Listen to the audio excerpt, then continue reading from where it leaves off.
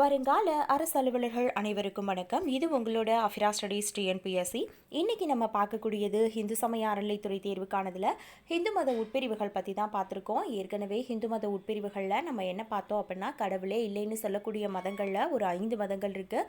அதில் நம்ம பார்த்தது உலகாயாத்த மத கொள்கை, மீமாம்சம், சாங்கியம் பற்றி பார்த்தோம். இப்போ இருக்கக்கூடிய 2 தான் நம்ம பார்க்க போகிறோம். ஒன்று சமணம், இன்னொன்று பௌத்தம். அப்போ சமணம்ன்றதுக்கு வேறு என்ன மாதிரி அந்த மதங்களை அழைக்கிறோம் அப்படின்னு சொல்லி பார்த்தோம் அப்படின்னா, ஆருகதம் மற்றும் ஜைனம் அப்படின்னும் குறிப்பிடுறோம். இந்த சமண மதத்தில் 7 கோட்பாடுகள் முன்வைக்கிறாங்க. என்னென்ன அப்படின்னு சொல்லி பார்த்தோம் அப்படின்னா, சீவன், அசீவன், ஆச்சீரவம், சமூவரம், நிர்ச்சரம், பந்தம் மற்றும் வீடு. இதுக்கு எதில் முக்கியத்துவம், சமணத்தில் எதுக்கு ரொம்ப அதிகமாக முக்கியத்துவம் கொடுத்துருக்காங்க அப்படின்னா, சீவன் அப்படின்னு சொல்லக்கூடியதுக்கு தான் அதிக முக்கியத்துவமானதை கொடுத்துருக்காங்க. அந்த சீவனை 3 விதமாக பிரிக்கிறாங்க. என்னென்ன அப்படின்னு சொல்லி பார்த்தோம் அப்படின்னா, அனாதி சித்தன், முத்தன் மற்றும் பெத்தன். இதில் அனாதி சித்தன் அப்படின்றது யாரை குறிப்பிடுது அப்படின்னா, சமண மத கடவுளான அருக கடவுளை பற்றி குறிப்பிடுது. முத்தன் அப்படின்றது எதை சொல்லுது அப்படின்னா, ஆசாபாசங்களை நீக்கி, அதாவது ஆசாபாசமே இல்லாமல் கட்டறுத்தவங்க தான் இந்த முத்தன். பெத்தன் அப்படின்றவங்க யார் அப்படின்னா, ஆசையால் கட்டுண்டவன் அப்படின்னு சொல்லிட்டு சொல்லப்படுது.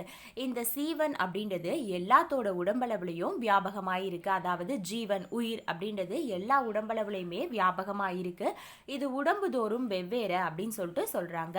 எப்ப நம்ம இந்த ஆசாபாசங்களை கட்டறுத்துட்டு ஆனந்த ஞானம் அப்படின்னு சொல்லக்கூடிய 8 குணங்களை நம்ம பெறுறோமோ, அப்ப இந்த உலக வாழ்க்கையை கடந்து நம்ம என்ன பண்ணுவோம் அப்படின்னா, மேலிடத்துல போய் முக்தி அடைஞ்சிருவோம் அப்படின்னு சொல்லிட்டு இந்த சமண மதமானது நமக்கு குறிப்பிடுது. அப்ப சமண மதம்னு பார்த்தோம்னா அதுல ஒரு 7 பிரிவுகள் இருக்கு. அதுக்குள்ள எதுக்கு முக்கியத்துவம் அதிகமா கொடுத்திருக்காங்க அப்படின்னா, சீவனுக்கு தான் அதிக முக்கியத்துவம் கொடுத்திருக்காங்க. அந்த சீவனை 3 விதமா பிரிக்கிறாங்க: அனாதி சித்தன், முத்தன், பெத்தன். இதுல 8 குணங்கள் பெற்றுட்டு நம்ம என்ன பண்ணலாம் அப்படின்னா, முக்தியை பெறலாம் அப்படின்னு சொல்லிட்டு சொல்லுது. அடுத்து இருக்கக்கூடியது பௌத்த மதம் பற்றி தான் பார்க்க போகிறோம். புத்தர், அதாவது பௌத்த மதத்தை தோற்றுவித்தது யாரு அப்படின்னா புத்தர்னு சொல்கிறாங்க. புத்தர் அப்படின்னு சொல்லக்கூடிய சொல்லுக்கு அர்த்தம் என்ன அப்படின்னா, அறிஞர் அப்படின்னு தான் அர்த்தம். புத்தர் எந்த ஆண்டில் வாழ்ந்தவர் அப்படின்னா, கிமு 7ஆம் நூற்றாண்டுகளில் வாழ்ந்தவர். இவர் என்ன பண்ணுறாரு அப்படின்னா, ஒரு அரச குடும்பத்தை சேர்ந்தவர். ஆனால் மக்கள் பர துன்பத்திற்கு காரணம் என்ன, அந்த துன்பத்தை எப்படி நீக்கலாம் அப்படின்னு சொல்லிட்டு இவர் என்ன பண்றாரு அப்படின்னா, ஞானம் பெறதுக்காண்டி பல இடங்களுக்கு போறாரு. ஒரு சமயத்துல இவருக்கு என்ன கிடைக்கப்படுது அப்படின்னா, தவம் இயற்றும் பொழுது ஞானமானதும் கிடைக்கப்படுது. இவரோட போதனைகளை பல்வேறு இடங்களுக்கும் போய் இவர் என்ன பண்றாரு அப்படின்னா பரப்புறாரு. இவரோட போதனைகள் அடங்கிய நூலை நம்ம என்ன சொல்றோம் அப்படின்னா, பிடக நூல் அப்படின்னு சொல்லிட்டு குறிப்பிடுறோம். இந்த புத்த மதத்துல 4 பிரிவுகளானது காணப்படுது. ஒன்று மாத்தியமிகம், யோகசாரம், வைப்பாடிகம், சௌத்ராந்திகம் அப்படின்னு சொல்லிட்டு புத்த மதம் 4ஆ பிரிக்கப்படுது.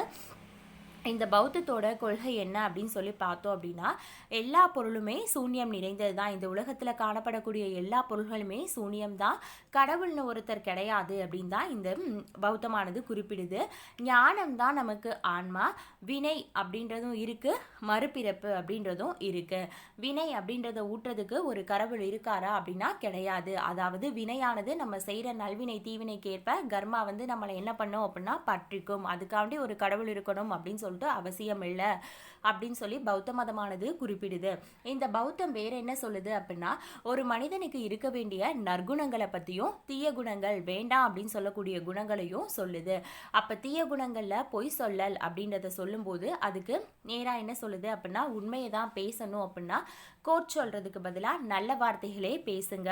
ஒருத்தவங்க கிட்ட கோபித்து பேசாதீங்க, ரொம்பவே இனிமையான சொற்களை கூறுங்க அப்படின்னும், பயனல்ல பேச வேணாம், பயன்படுற மாதிரி சொற்களை பயன்படுத்துங்க அப்படின்னும், களவு அப்படின்றது வேணானும், அதுக்கு பதிலாக என்ன பண்ணுங்க, கல்வி கற்கிறத பள்ளி வளம்பெறுதல் அப்படின்னு சொல்லிட்டு சொல்லுது.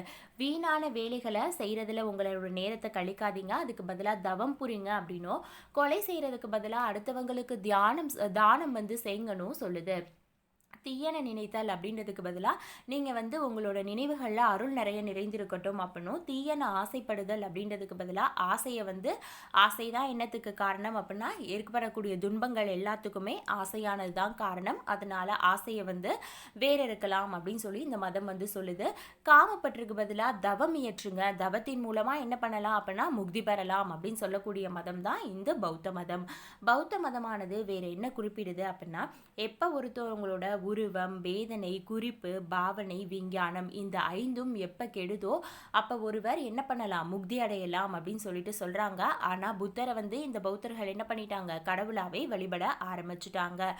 இவங்க என்ன சொல்கிறாங்க அப்படின்னா, துன்பத்தில் இருந்து விடுதலை அடைகிறது அப்படின்ற ஒரு நிலையை நிர்வாணம் அப்படின்னு சொல்கிறாங்க. அந்த நிர்வாணம் எதை குறிக்குது அப்படின்னா, சமாதி நிலை அப்படின்னு சொல்லக்கூடியதை தான் குறிக்குது.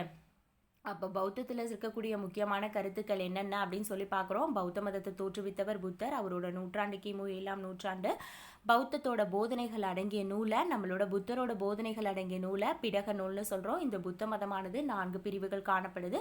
மாத்தியமிகம், யோகசாரம், வைப்பாடிகம் மற்றும் சௌத்ராந்திகம் அப்படின்னு சொல்லிட்டு குறிப்பிடப்படுது. இவங்க கடவுள்னு ஒருத்தர் இல்லை அப்படின்றத தான் ரொம்ப முக்கியமாக முன்வைக்கிறாங்க. 10 தீய குணங்கள் என்ன, 10 நற்குணங்கள் என்னென்ன அப்படின்னு சொல்லிட்டு பேசுகிறாங்க. இவங்க யாரை கடவுளாக பார்க்குறாங்க அப்படின்னா, புத்தரை தான் கடவுளாக பார்க்குறாங்க. நிர்வாணம் அப்படின்னு சொல்லக்கூடியதை பற்றி இவங்களோட கோட்பாடுகள் குறிப்பிடுது. ஓகே, இந்த வீடியோவை இதோட முடிச்சுக்கலாம். தேங்க்யூ.